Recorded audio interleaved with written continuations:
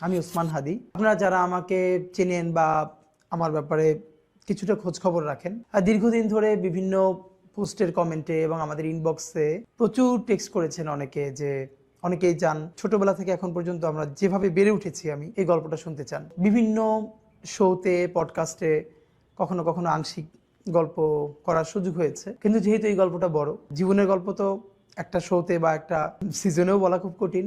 এরপরেও যেটুকুন একান্ত বলা যায় সিগনিফিকেন্ট গল্পগুলো, সময়গুলো, আমাদের বেড়ে ওঠার গল্প, এটা আপনাদের সাথে শেয়ার করতে চাই।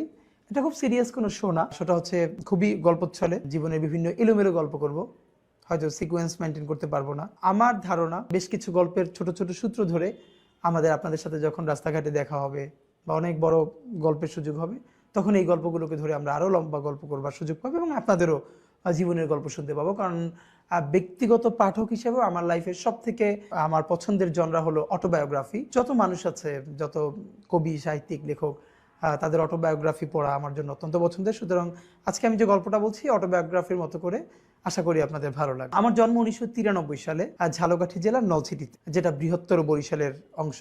আমার আব্বা আমার নলছিটি উপজেলা শহরের মাদ্রাসার ভাইস প্রিন্সিপাল ছিলেন এবং শহরের খুবই বহুল পরিচিত মসজিদ খাসমহল জামে মসজিদের ইমাম ও খতিব ছিলেন। আব্বা ইন্তেকাল করেছেন 2012-তে এবং আব্বা যখন ইন্তেকাল করেন তখন ধর্মীয় ঘরানার বাইরে অনেকগুলো সামাজিক সংগঠনের সভাপতি ছিলেন এবং আমার কমিউনিটিতে আমার আব্বা অত্যন্ত সম্মানিত একজন আলেম ছিলেন এবং যে অর্থে আমরা অ্যাক্টিভিস্ট বলি, বিভিন্ন সামাজিক অসঙ্গতি এর বিরুদ্ধে আজীবন তিনি আমার কমিউনিটির সব থেকে সোচ্চার এবং প্রতিবাদী মানুষ ছিলেন। তার নাম শরীফ মাওলানা আব্দুল হাদি। আমার উপজেলাতে যে কেউ তাকে হাদি হুজুর নামে চিনবেন আশা করি ইনশাল্লাহ। আমার মা বেঁচে আছেন, তার জন্য দোয়া চাই। আমার মা একজন হাউসওয়াইফ। মায়ের গল্প অন্য একদিন কোনোদিন বলবো, যে মা যেহেতু এখনো আছেন। আব্বার গল্প বেশি বলি এই জন্য, বিভিন্ন জায়গায় যে আব্বা নাই তো, যে যখন থাকে না তার অনুপস্থিতি বেশি টের পাওয়া যায়। এই জন্য হয়তো দেখবেন আমি কখনো সুযোগ পেলে আব্বার গল্প এই জন্য বলি যে এছাড়া আমার ব্যক্তিগত জীবনে আব্বার ইম্প্যাক্ট ভীষণ ভীষণ প্রভাব আমার জীবনে, আমাদের ভাই বোনদের জীবনে। আমরা 6 ভাই বোন, আমি সবার ছোট।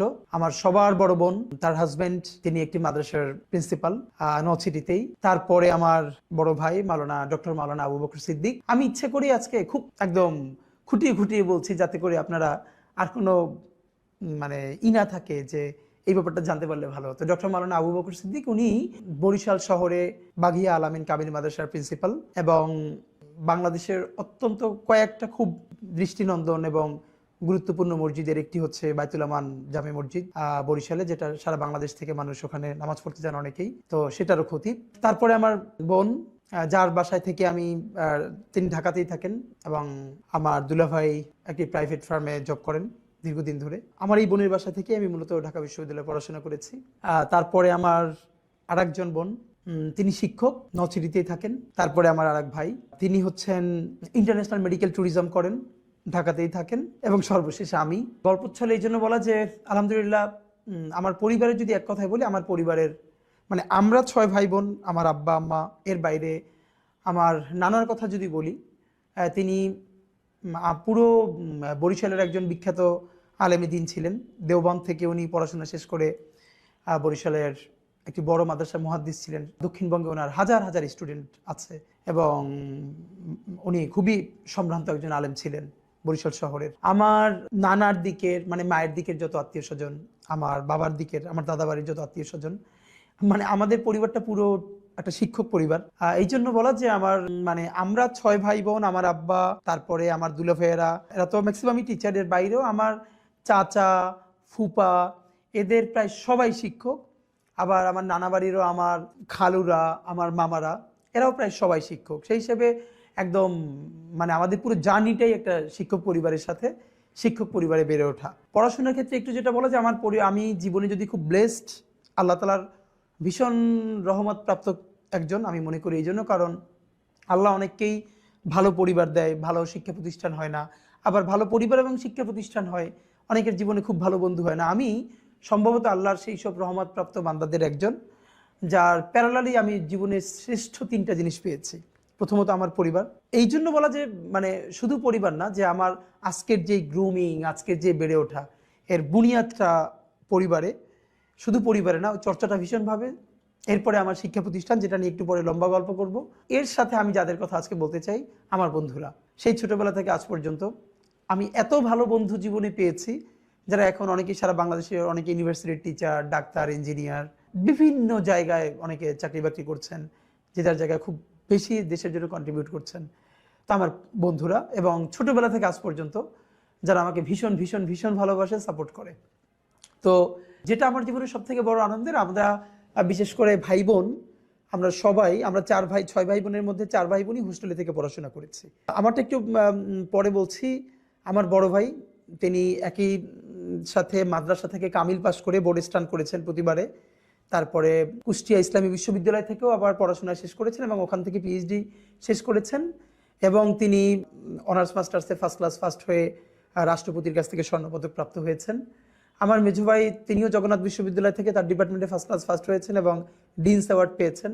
আমার ছোট আপু, যে আমার ইমিডিয়েট বড়, সেও আলিম, মানে ইন্টার পরীক্ষায় বাংলাদেশের সম্মিলিত মেধা তালিকায় মাদ্রাসা শিক্ষা বোর্ডে মেয়েদের মধ্যে প্রথম স্থান অধিকার করেছিল।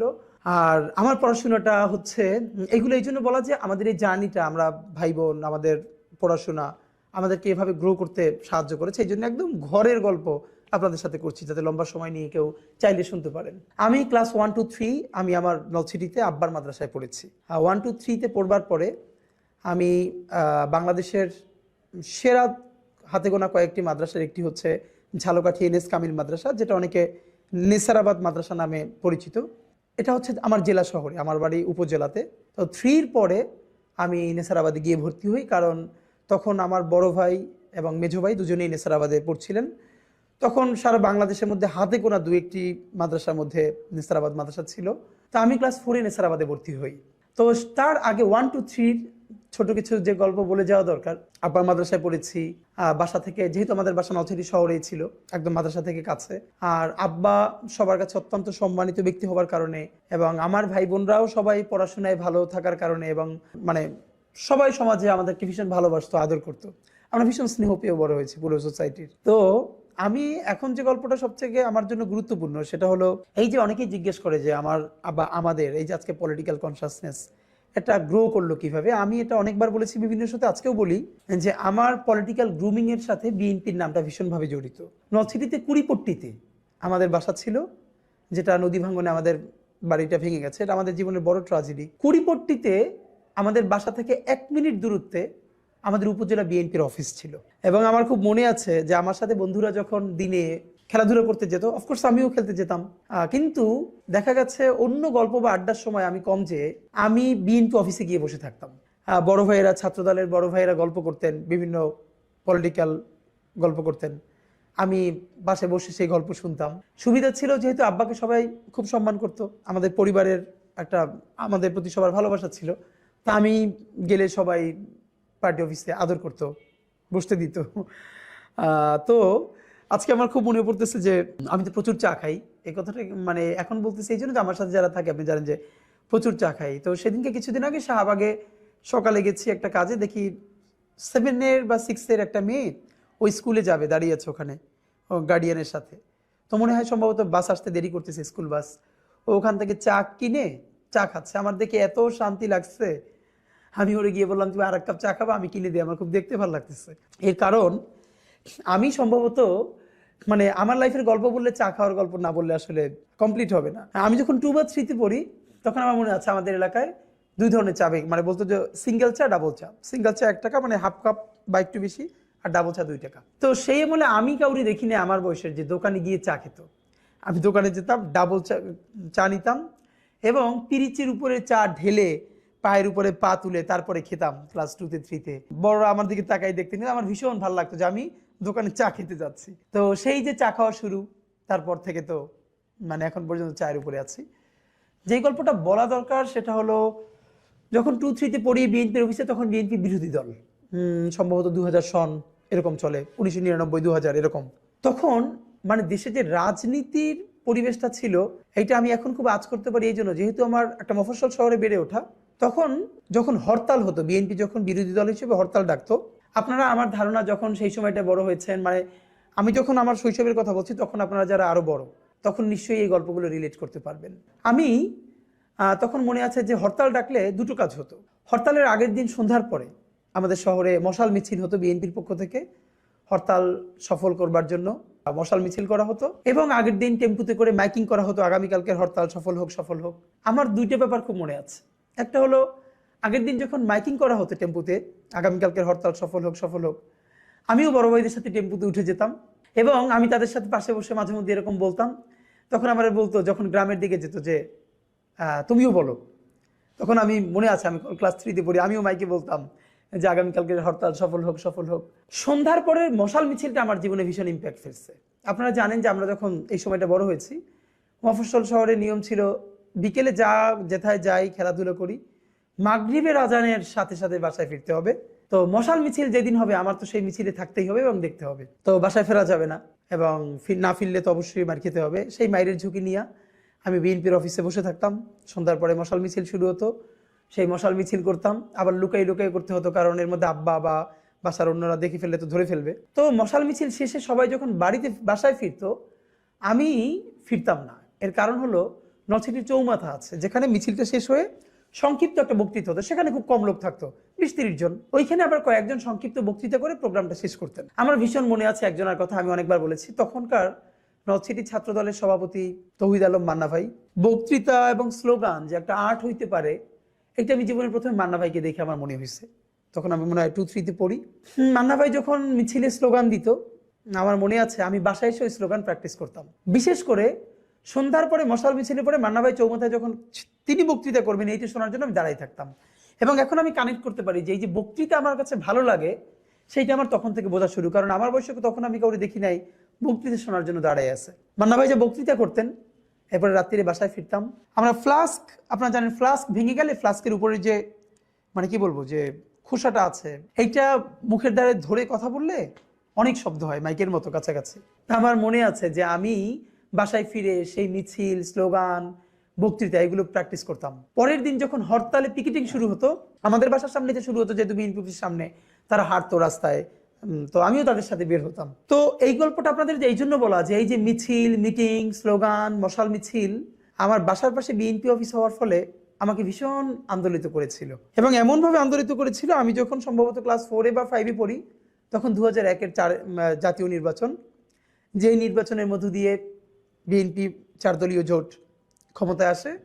তখন আমি সব থেকে ক্ষুদে অ্যাক্টিভিস্ট, এলাকায় বন্ধু বান্ধবদেরকে নিয়ে প্রচুর ধানের শীষের মিছিল দেই। আমাদের ওখানে তখন বিএনপির পক্ষ থেকে নির্বাচন করলেন ইসরাত জাহান ইলেন ভুট্টো, ইসরাত সুলতানা ইলেন ভুট্টো। উনি বিএনপির প্রার্থী হলেন, ভুট্টো সাহেবের স্ত্রী। এবং উনি যখন নলছিটিতে এরকম একটা সভা করলেন, তো যেহেতু আমার এলাকার সবাই জানে যে আমি এইরকম মিছিল দেই, বক্তৃতা করি, তো আমি সেই সমাবেশে গেছি। কে যেন বলে উঠলো যে হাদি হুজুরের ছেলে, ওরে স্টেজে উঠাই দাও, ও বলবে। এবং সবাই আমার ধরে উঠাই দিল। ছোটবেলা থেকে আমার মধ্যে ভয় জিনিসটা ছিল না, এবং আমি বিএনপির ধানের শীষের জন্য একটা বড় বক্তৃতা করে ফেললাম। দুটো ব্যাপার ছিল, হাদি হুজুরের ছেলে, এই জন্য সবাই তো এমনিতেই ভালোবাসতো।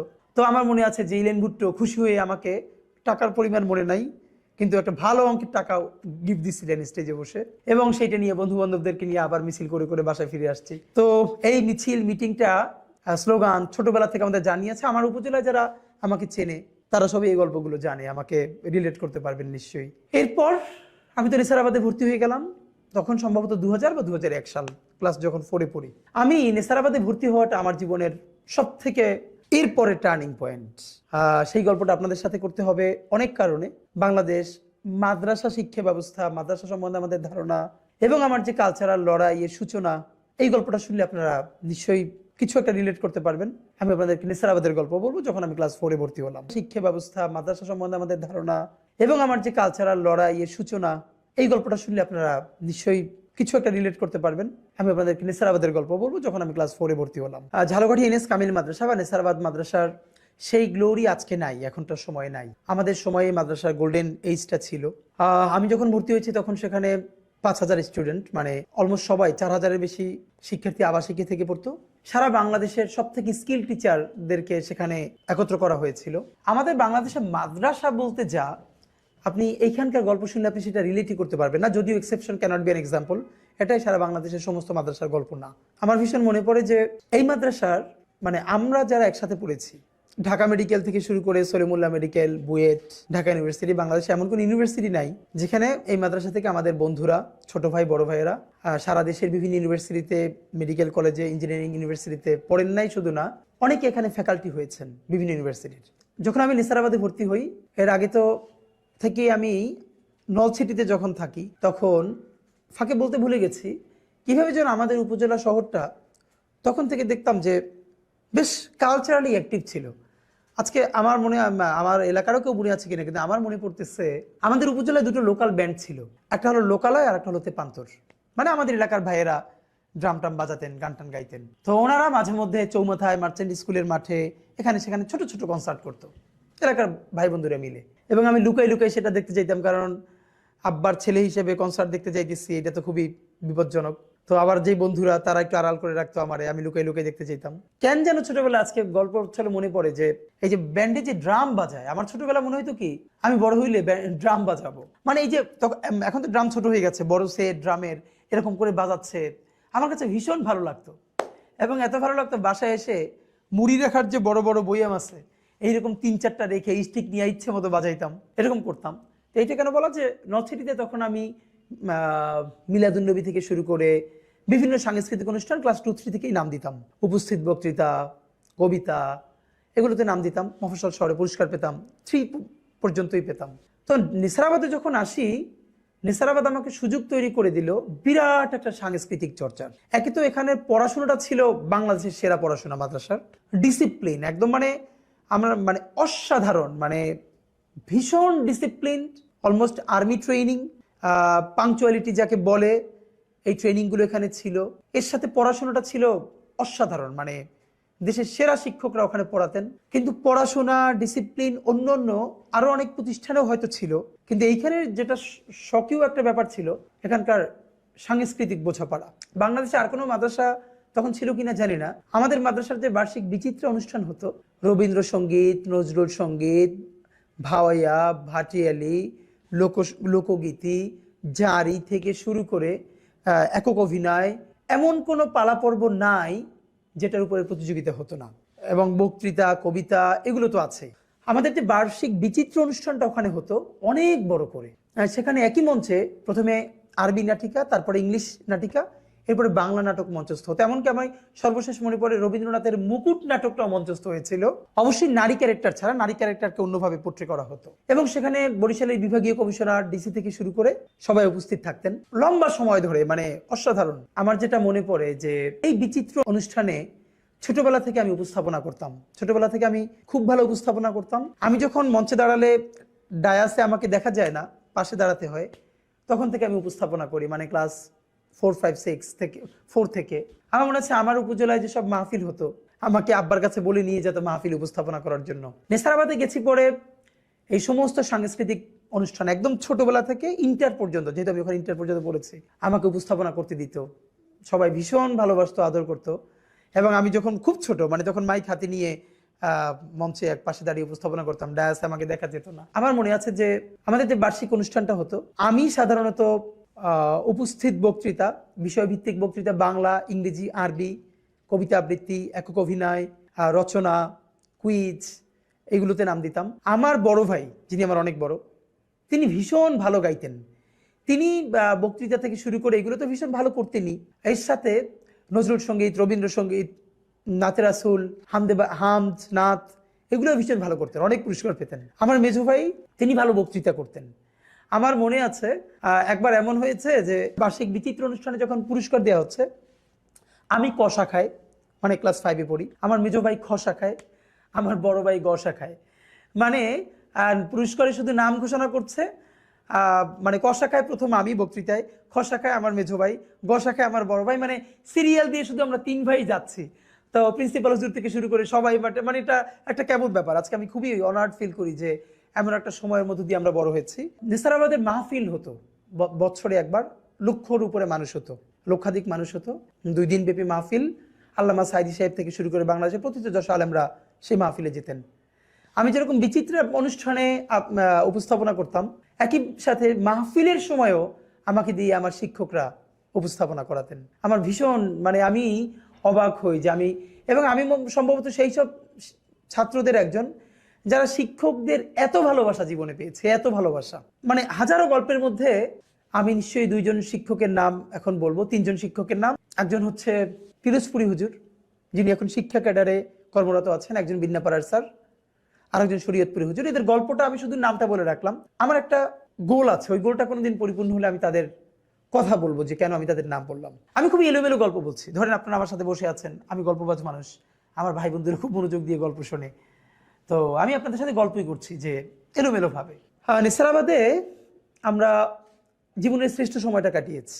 এই যে আজকে ধরেন আমাদের যতটুকু রাজনৈতিক সচেতনতা, নির্বাচন তো আরো অনেক ছোট ব্যাপার।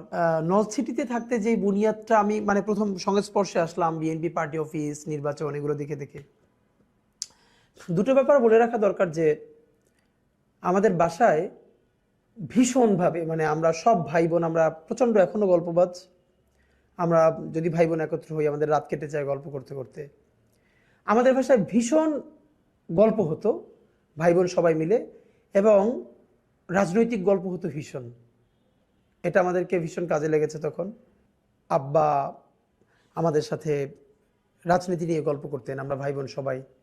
এবং পরিবারের ব্যাপারে সব থেকে আমার একটা যেটা ভালো লাগা, যে আমরা ভাই বোন ঘন্টার পরে ঘন্টা, যখন আমরা হোস্টেল থেকে বাড়ি ফিরতাম একসাথে গল্প করতাম, কিন্তু সেই গল্পগুলো এত প্রাণবন্ত ছিল। আমার বড় ভাইয়ের পিএইচডি থিসিস কদ্দূর গেছে, মেজো ভাইয়ের পড়াশোনায় কী অবস্থা, ছোট আপুর হোস্টেল কেমন চলে, এই আমি সর্বশেষ কোন প্রতিযোগিতা অংশ নিলাম, সামনে কোন প্রতিযোগিতা আছে, অথবা আগামীকাল আমার একটা প্রতিযোগিতা আছে, বক্তৃতা বাসায় প্র্যাকটিস করছি, কবিতাটা পড়ে শোনাচ্ছি, আমার আরেক ভাই, বড় ভাই ঠিক করে দিচ্ছেন, ছোট আপু শুনছেন। এই পুরো চর্চাটা বাসায় ভীষণভাবে ছিল। কিন্তু যেটা হয়েছে, নেসারাবাদ এমন বড় একটা পরিসর তৈরি করে দিল, যেটা বিকশিত হতে ভীষণ সাহায্য করলো।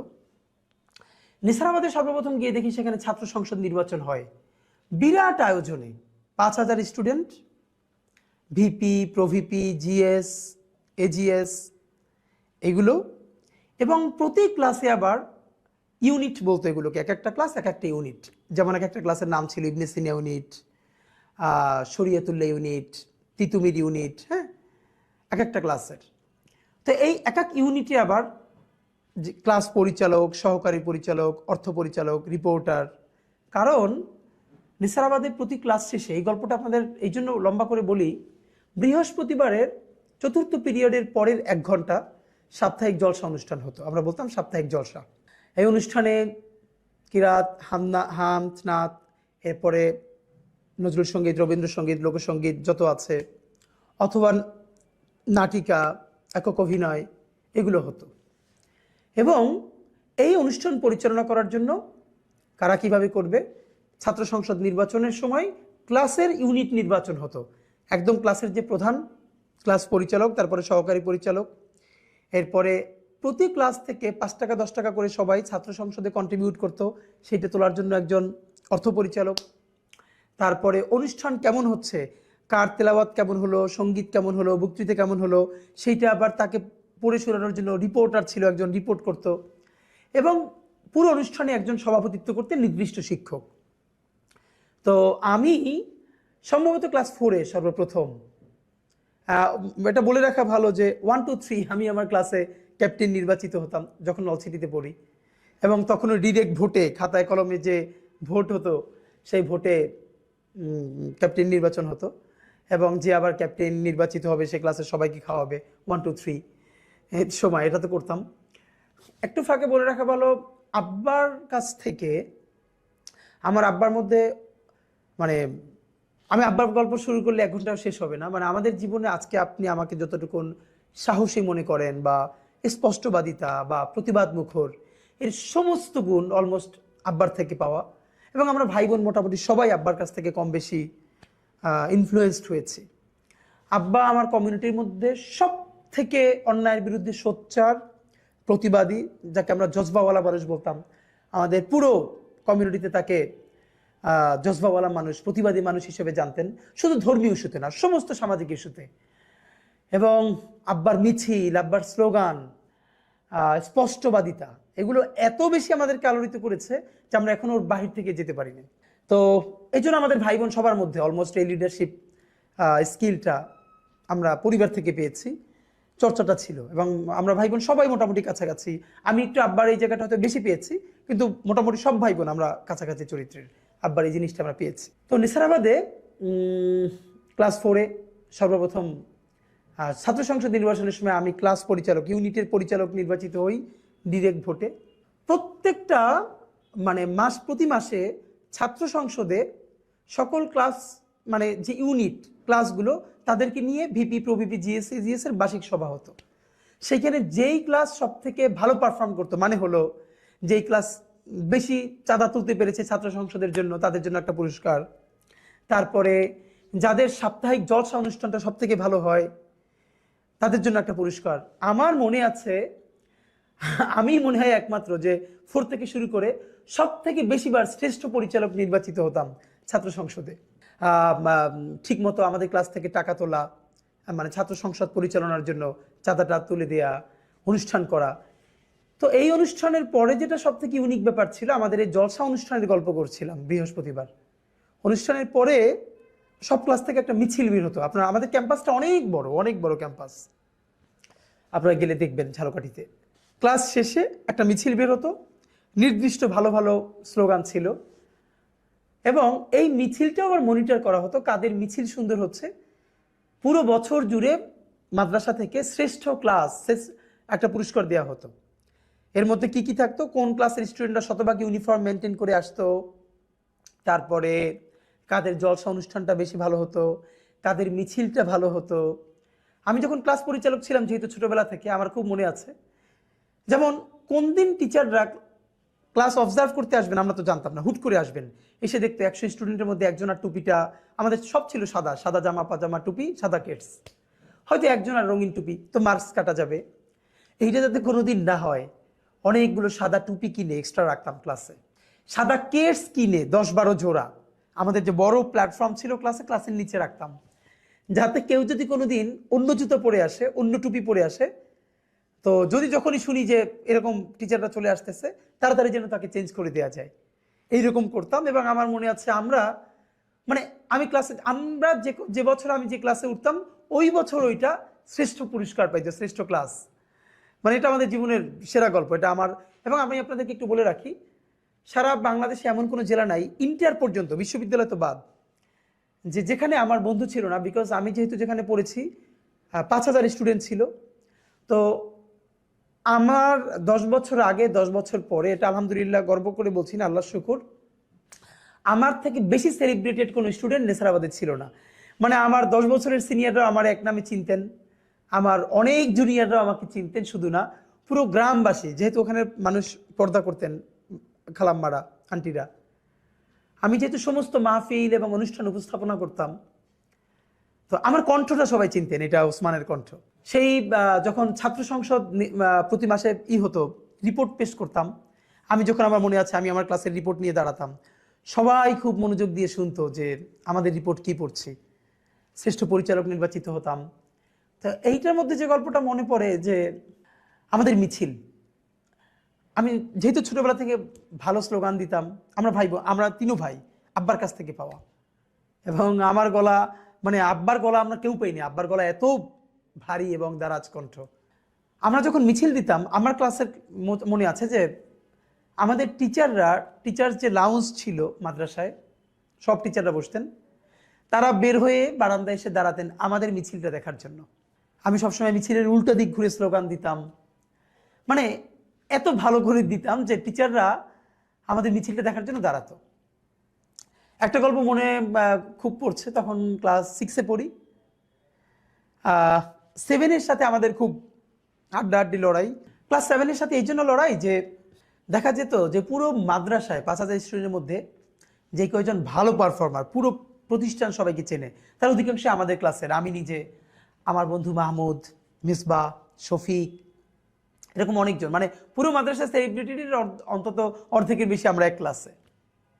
এটা ভীষণ একটা মজার ব্যাপার ছিল। তো আমরা একদিন, মানে যে জলসার পরের যে মিছিল, আমরা মিছিল নিয়ে যাচ্ছি। তো আমাদের ক্লাসে একটু বয়সে যারা বড়, ওরা ওই দিন ছিল না, যাদের গায়ে একটু শক্তি টুক্তি বেশি। ক্লাস 7-এ যাদের একটু গায়ে শক্তি টুক্তি বেশি ওরা সবাই ছিল। আমরা মিছিল ক্রস করছি, এমন সময় মানে ওরা আমাদের মিছিলের মধ্যে ঢুকে যায় এবং কেউ একজন মানে কলমের ক্যাপ খুলে আমার মাথার মধ্যে এভাবে মেরে দেয় পিছন থেকে। আপনারা অনেকেই জানেন যে মাথায় প্রথমে মারলে অনেক সময় টের পাওয়া যায় না। আমি তো খুবই ছিলাম যে মিছিল ভেঙে গেছে, এরপরে হুটহাট করে মারামারি হয়ে গেল। তো আমি আমাদের সবাইকে টেনে নিয়ে সামনে চলে গেলাম মিছিল দিতে দিতে। তো আমি যেহেতু উল্টা দিক ঘুরে মিছিল দেই, পিছন থেকে আমাকে কেউ দেখতে পাচ্ছিল না। হঠাৎ একজন অন্য দিক থেকে দৌড়ে এসে আমার পিঠে হাত দিল এবং দেখা গেল পুরো মাথা থেকে রক্ত পড়ে পিঠ ভিজে গেছে, লাল হয়ে গেছে। সেরকম হাত দিয়ে আমার সামনে আনার পরে দেখলাম মানে এরকম কলম মারার পরে পিছন থেকে রক্ত, একদম পিঠ লাল হয়ে গেছে, সাদা জামা। এরপর তো মানে একদম যা হওয়ার, সবাই প্রিন্সিপাল হুজুরের কাছে চলে গেছে, এটি করলো। তারপরে ক্লাস 7 আমার পুরো ট্রিটমেন্টের খরচ দিল সব মিলে টিলে। মানে এটা বলা যে আমাদের কি জার্নিটা ছিল। আর মাঝে মধ্যে ওরা আমাদের ক্লাসের সামনে ফুলের টপ ভেঙে ফেলতো যাতে আমরা ফার্স্ট না হই। আমরা আবার কান্নাকাটি করে বিচার টিচার দিতাম, কিন্তু আমাদেরকে আটকাইতে পারতো না, বিকজ ওদের কাছে শক্তি বেশি ছিল। কিন্তু পারফরমেন্সের দিক থেকে আমাদের ক্লাসের পারফরমেন্স অনেক বেশি ছিল। এরকম করে করে করে করে 9-10 পর্যন্ত দাখিলি পরীক্ষা দিয়ে ফেললাম। মানে অসাধারণ। আমি নিসারাবাদের গল্প বলতে শুরু করলে ফাঁকে একটা অসাধারণ গল্প আপনাদেরকে বলি নাই, মনে পড়ছে কেবল। ক্লাস যখন 8-এ পড়ি তখন মনে হলো একটা পত্রিকা বের করব, মাসিক পত্রিকা।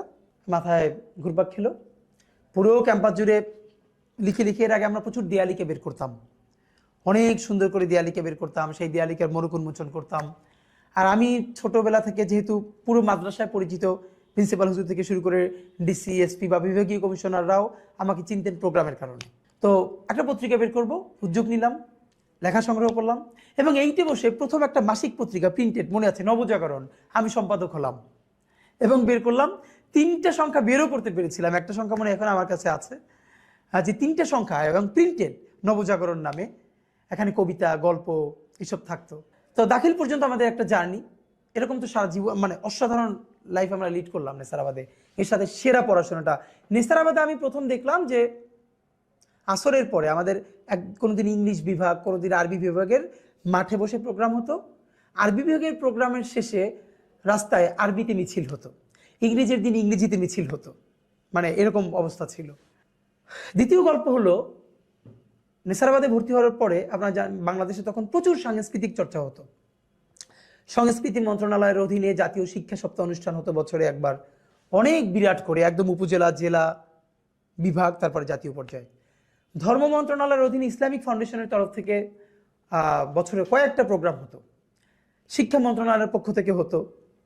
তো যেহেতু আমি ঝালকাঠি সদর, আমাদের মাদ্রাসা থেকে প্রচুর স্টুডেন্টরা এই ইভেন্টগুলোতে ঝালকাঠিতে অংশগ্রহণ করতো। যেমন মানে সবগুলোতে আমি এবং আমার বন্ধুরা, আমি সবসময় অংশগ্রহণ করতাম। উপস্থিত বক্তৃতা, আবৃত্তি, তারপরে রচনা প্রতিযোগিতা, বিতর্ক প্রতিযোগিতা, এগুলোতে। আমাদের অন্য বন্ধুরা নজরুল সঙ্গীত, রবীন্দ্রসঙ্গীত, অন্যান্য যেগুলো আছে, কিরাত, হামনাত, এগুলো অংশগ্রহণ করতো।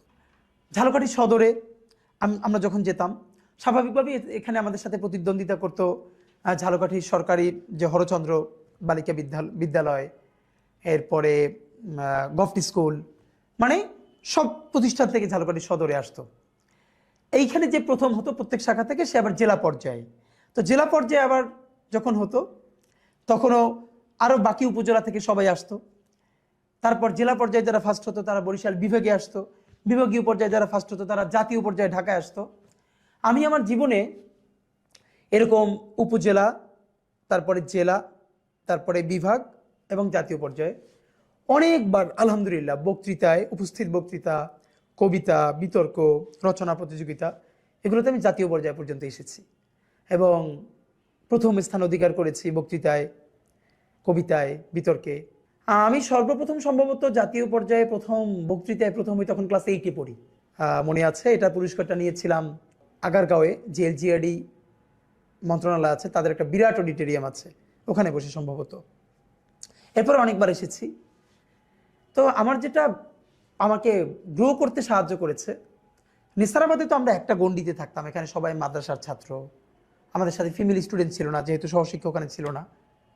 কিন্তু আমি যখন ঝালকাঠিতে আসছি, আমার সাথে কিন্তু সদর গার্লসের মেয়েরা কম্পিট করতেছে। হয়তো আমি কখনো ফার্স্ট হচ্ছি, সদর গার্লসের কেউ সেকেন্ড হচ্ছে বা সে ফার্স্ট হচ্ছে আমি সেকেন্ড হচ্ছি, গভট স্কুলের কেউ আসছে, এরকম আমাদের গ্রুমিংটা হচ্ছে। সেখান থেকে তো আমার মনে আছে যে ঝালকাঠি জেলা পর্যায়ে যতগুলো পুরস্কার থাকতো 3/2 পুরস্কার আমাদের মাদ্রাসা থেকে নিয়ে যেতাম।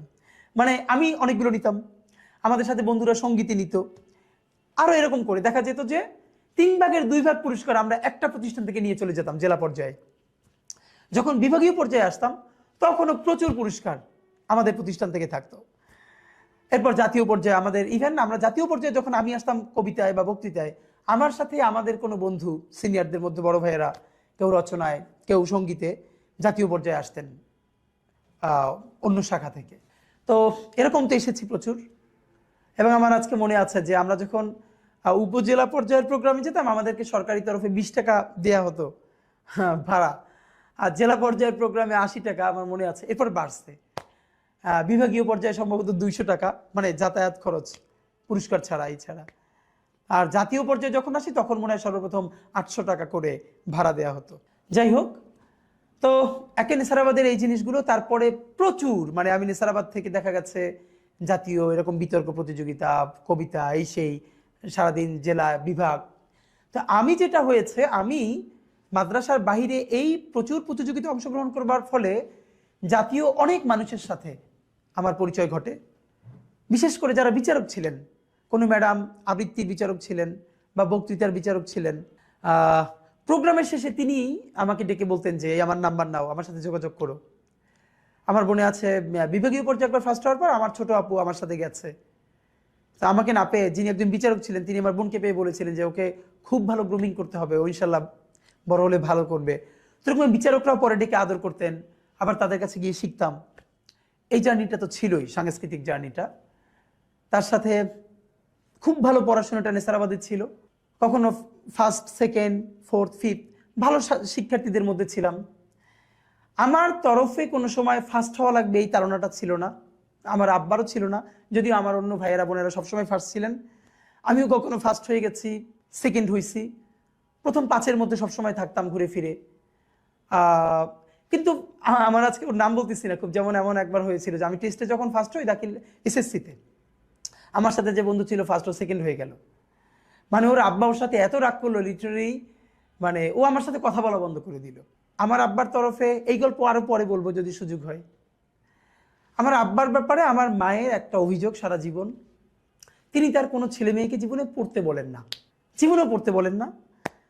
তার ফিলোসফি হলো পড়তে আবার বলতে হবে কেন, ও তো নিজেই পড়বে, তিনি পড়তে বলবেন না। বরং আব্বা আজীবন যেটা বলতেন, কম কম পড়বা। যেমন আব্বার আজীবন কথা ছিল আসর থেকে মাগরিব পড়া যাবে না, বাইরে হাঁটতে হবে, খেলতে হবে, রাত্রির 10টার পরে জাগা যাবে না, পড়াশোনা করা যাবে না।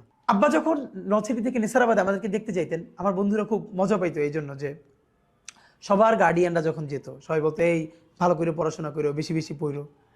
আব্বা বলতো কি কম কম পড়বা, আসরের পর পড়বা না, রাত্রি 10টার পর পড়বা না। এটা সবাই শুনে খুব মজা পেত। কখনো ফার্স্ট হয়ে গেছি এমনও হয়েছে, আমার মনে আছে আজকে এই গল্পটা, সম্ভবত ইন্টারে।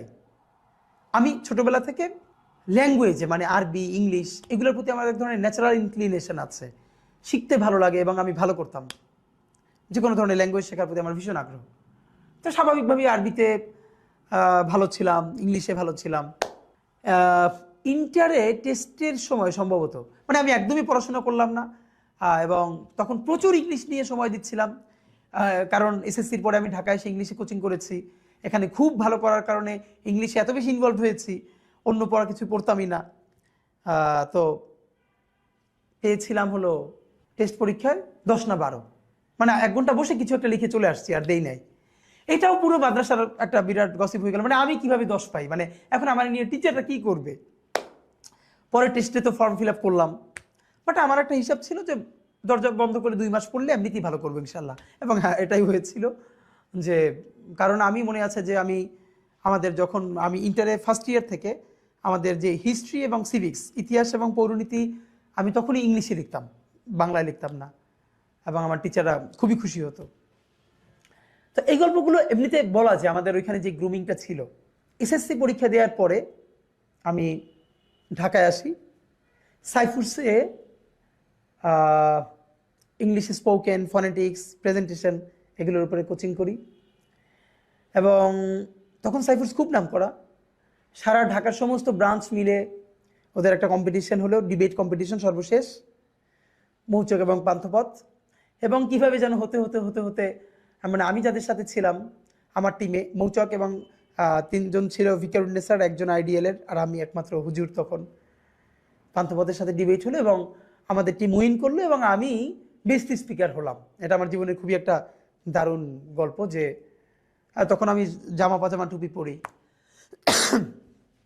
সবাই ভেবেছিল এসএসসির পরে আমি ঢাকায় কলেজে ভর্তি হয়ে যাব, আর ঝালকাঠিতে ব্যাক করব না। আমাদের যিনি ফনেটিক্সের ক্লাস নিতেন, তিনি ঢাকা বিশ্ববিদ্যালয়ে ইংলিশের শিক্ষক ছিলেন, আলিফ স্যার, মনে আছে। তো উনি যখন জিজ্ঞেস করেন, আমি বললাম না, আমি আবার গিয়ে মাদ্রাসায় ভর্তি হব। উনি বললে খুব একটু আপসেট হলো, যে কেন তুমি, মানে সবাই প্রত্যাশা করছিলেন যে আমি যেহেতু পরে ঢাকা বিশ্ববিদ্যালয়ে পড়তে চাই, তাহলে আমার তো একটা কলেজে ভর্তি হওয়াই ভালো। কিন্তু আমার মনে আছে আমি উত্তর দিয়েছিলাম যে আমার বন্ধুরা যারা এখন এখানে ভিকারুন্নেসার আছে, অথবা নটরডেমে ভর্তি হবে, হলি ক্রসে ভর্তি হবে, যারা একসাথে কোচিং করেছে, ওরা সবাই ভালো ইংলিশ জানে, বাংলা জানে, কিন্তু আরবি তো জানে না।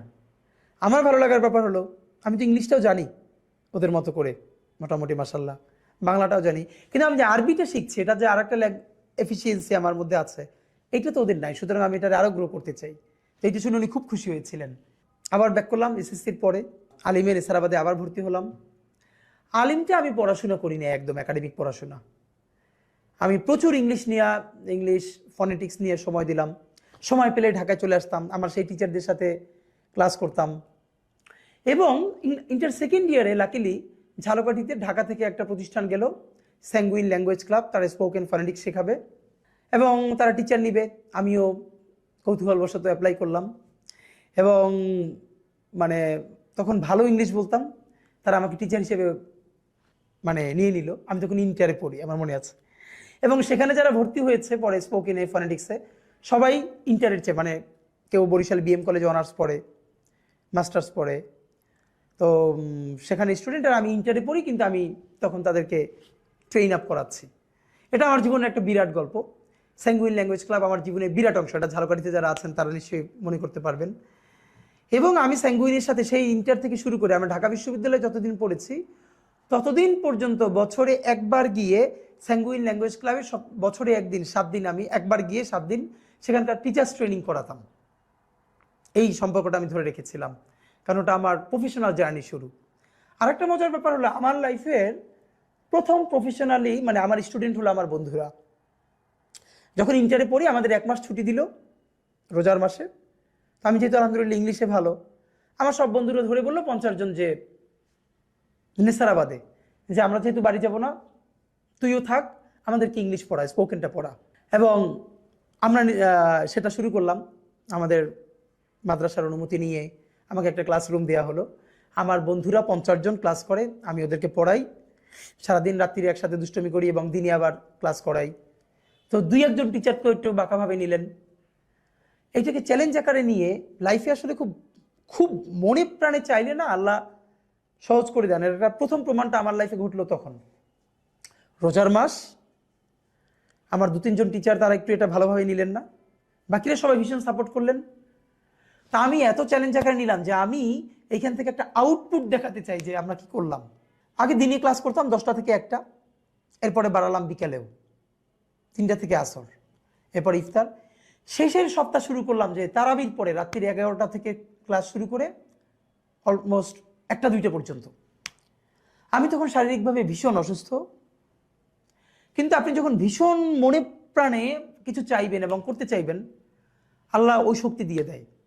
আমার মনে আছে এই পুরো রোজার মাস আমি এত অসুস্থ, সকালে ক্লাস করাই, বিকেলে ক্লাস করাই, রাত্রিরে ক্লাস করাই, আমি একা, আমার বন্ধুরা আমার সাথে ক্লাস করে, বিকজ আমি চাচ্ছিলাম যাবার আগে একটা প্রোগ্রাম দিব এবং সেখানে আমি এই জিনিসগুলো পারফর্ম করাতে চাই আমার বন্ধুদেরকে দিয়ে, সব টিচারদেরকে দাওয়াত দিয়া।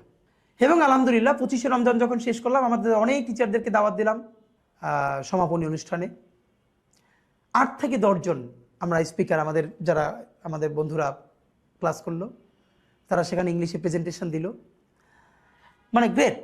আমি আল্লাহর কাছে এত মানে শুক্রিয়া যে আমাদের পুরো টিচাররা অবাক হয়ে গেছেন এটা দেখে।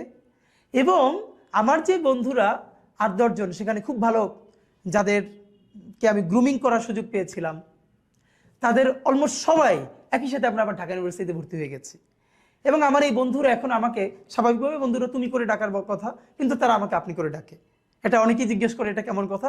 এই কারণ হলো ওই যে আমি যখন ক্লাস নিতাম, তো ওদের একটা ব্যাপার যে যেহেতু আমি ক্লাস নিছি লম্বা সময়, তোরা আমাকে আপনি ডেকে আনন্দ পায়।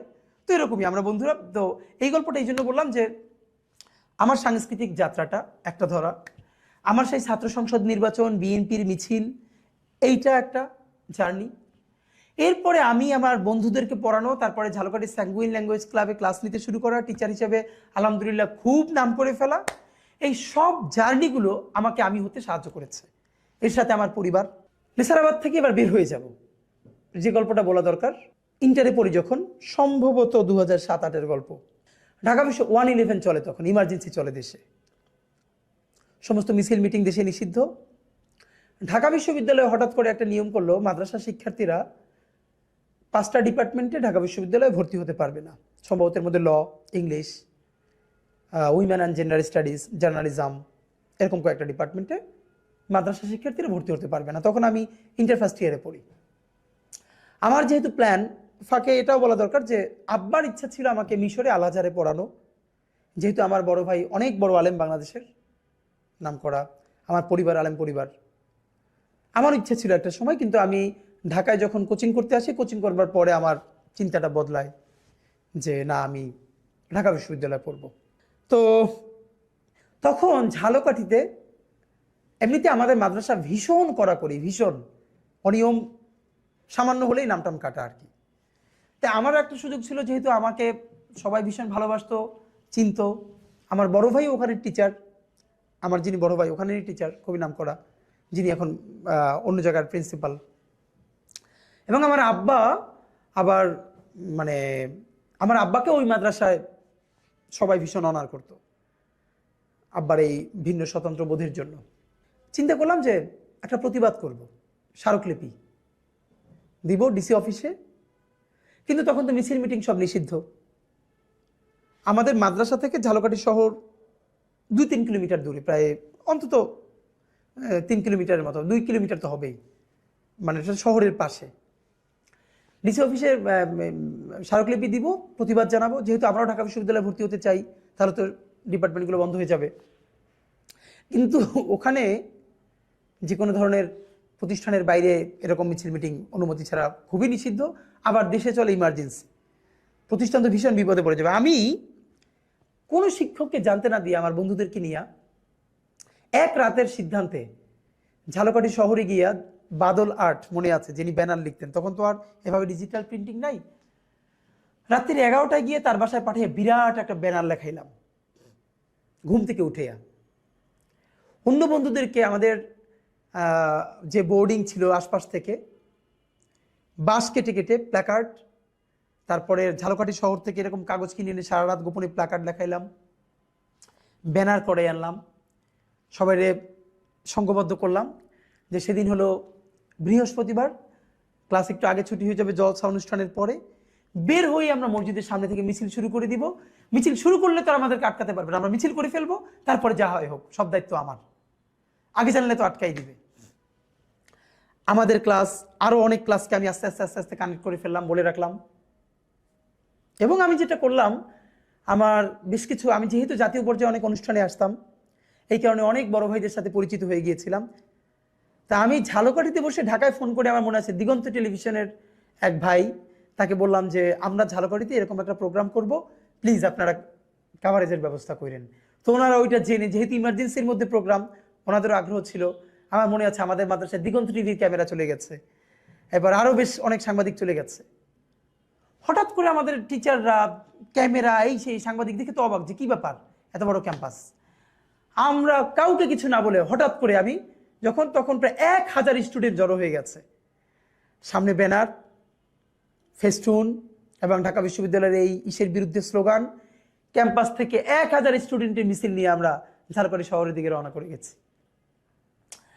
এবং সর্বশেষ গিয়া ডিসি অফিসে স্মারকলিপি দিলাম, দিয়ে টিয়ে সবাই প্রতিষ্ঠানে ফিরল, আমি আর বাসায় ফিরলাম না। কারণ ওইটার প্রেস রিলিজ হাতে লিখে বিকেল 5টা পর্যন্ত ঝালকাঠি শহরের কোন সাংবাদিকের কোথায় কোথায় বাসা, যাদেরকে প্রেস ক্লাবে পাই নাই, গিয়ে ফটোকপি করে দিয়ে আসলাম। এসে আমি নলছিটিতে বাসায় চলে আসলাম, খুবই টায়ার্ড, ঘুমাই গেলাম, যা আছে কপালে। নাম তো আমার কাটা যাবে, আমি তো নিশ্চিত। আমি ঘুমাইছিলাম, আমার বড় ভাই আব্বাকে ফোন করে বলল যে আব্বা এবার মনে হয় ওর নাম কাটা যাবে, এবার আর আটকানো যাবে না। তা আমার বোন আমাকে বলল যে আব্বা তাকে উত্তর দিল আমার বড় ভাইকে যে ও হয়েছে তো একটু আমার মতো, কি করবা বলো। এবং অন্য পরিবারে হলে যেটা হইতো যে স্বাভাবিকভাবে বকাঝকা করতো। খুব টায়ার্ড, আমি সকালে ঘুমিয়ে আসছি, তখন নলছিটিতে পত্রিকা আসতো বরিশাল থেকে লঞ্চে। আব্বা লঞ্চ ঘাট গিয়ে দাঁড়িয়েছেন আমি জানি না, সব পত্রিকা আসলো। আব্বা প্রত্যেকটা পত্রিকা খুলে খুলে 3-4টা পত্রিকা দেখলেন আমাদের এইটা নিউজ করা হয়েছে, ছবি দেওয়া হয়েছে। আব্বা সেই পত্রিকাগুলো কিনে বাসায় না ঘুম থেকে উঠে আমার বলতেছে যে এই যে দেখো তোমাদের কালকে প্রোগ্রামে এই পত্রিকায় আসছে।